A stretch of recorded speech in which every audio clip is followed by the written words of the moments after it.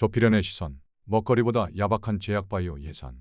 이재명 대통령이 지난 5일 K바이오 혁신토론회에 참석해 제약바이오 산업의 성장을 약속했다. 2030년까지 바이오 의약품 수출 2배 달성, 블록버스터급 신약 3개 창출, 임상시험 3위 달성을 목표로 제시했다. 또한 바이오시밀러 허가 심사 기간을 406일에서 295일로 단축하고 건강보험 신속 등재 기간도 330일에서 150일로 줄이겠다고 강조했다. 이날 제약바이오 육성 정책은 어느 정도 예상됐었다.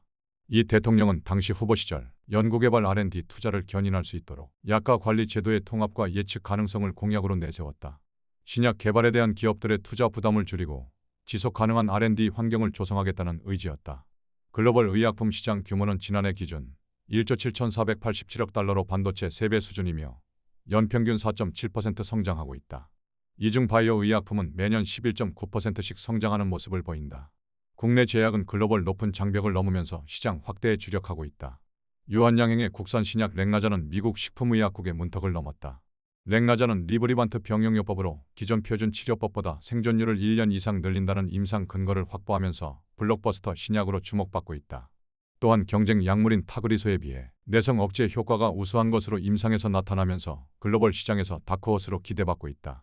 HK-이노엔, K캡과 대웅제약 팩스클루 국산 신약 역시 글로벌 수출 확대를 이어가고 있다.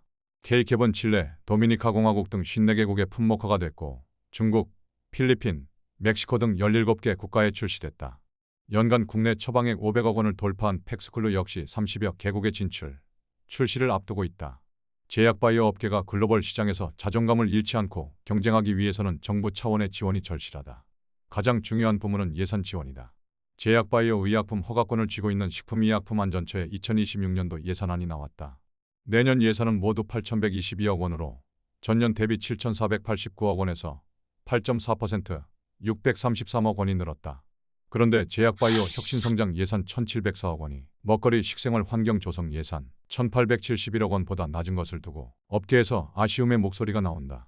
식약처는 제약산업 발전을 견인하기 위해 AI 활용 등 신기술 신개념 제품 심사 가이드라인을 선제적으로 마련하겠다고 설명했지만 업계는 실망하는 모습이다. 특히 오유경 식약처장은 이재명 정부가 유임을 결정한 인사로 업계는 어느 정부 때보다 제약 육성 정책을 기대했었다. 업계 한 임원은 오 식약처장 유임은 누구보다 이재명 정부의 제약바이오 육성 정책이라는 큰 그림을 두고 국가 책임을 강화하겠다는 의지로 보였다며 우리 예산이 먹거리보다 낮게 책정된 부분은 실망스럽다고 낙담했다. 오 처장 유임 당시 건강사회를 위한 약사회 등 시민단체는 무능을 지적하면서 강하게 반대했다.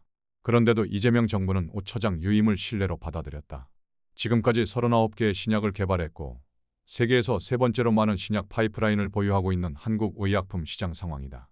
작년에는 9조 원에 달하는 기술 수출 기록도 세웠다. 지금 제약바이오 산업은 국민 건강의 안전망이자 국가 경제에 활력을 불어넣는 핵심 산업으로 자리매김하는 시기다. 거시적인 차원에서 집중적인 투자가 필요할 때다. 먹거리가 중요하지 않다는 얘기는 아니다.